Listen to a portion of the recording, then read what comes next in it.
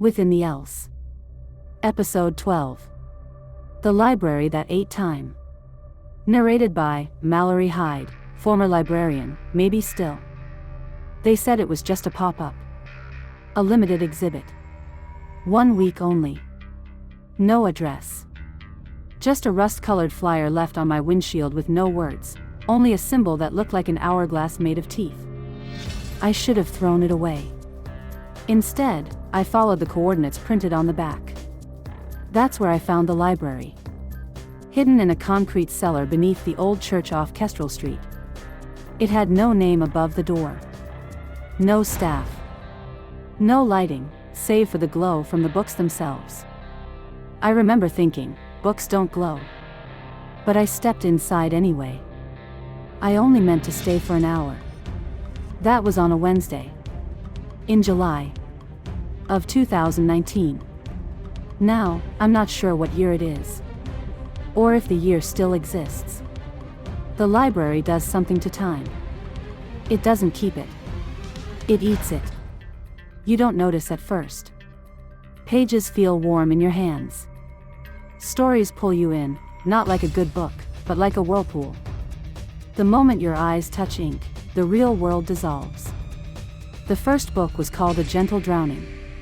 A woman walked into the ocean every night but never came back wet. I read 12 pages. When I looked up, dust coated my shoulders. My phone was dead.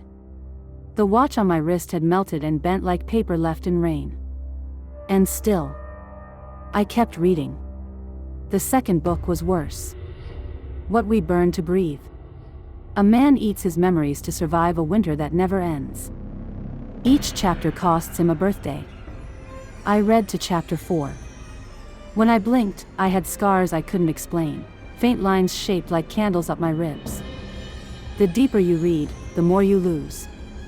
Not just time. Pieces of self. Memories, habits, the names of people you once loved. Gone. Swallowed by the paragraphs.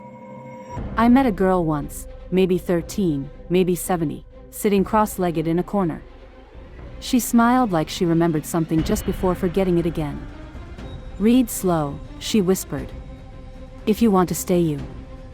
There are no exits here. Doors appear and vanish. Hallways rearrange depending on what you've read. The else is in the walls, shifting, patient. Every book is a thread. Every story you open tightens the knot. You start feeling like a character in someone else's plot. The scariest part? Somewhere along the way, that feels like a relief. I tried burning a book once. It screamed. So did I. The flame turned blue, then violet, then silent. And in its ash, I saw images, my parents waving, my apartment keys, a life I think was mine. Maybe. All of it, curling away. There's one rule now. Don't finish the story. If you finish, it finishes you. I've seen people turn to statues mid-sentence. Others vanish in a blink, leaving only a bookmark behind. Some get pulled into the page, arms first, like they're diving in. I saw a man choke on words once. He tried to read out loud. The syllables crawled up his throat like vines and filled his lungs with letters. He coughed up a title.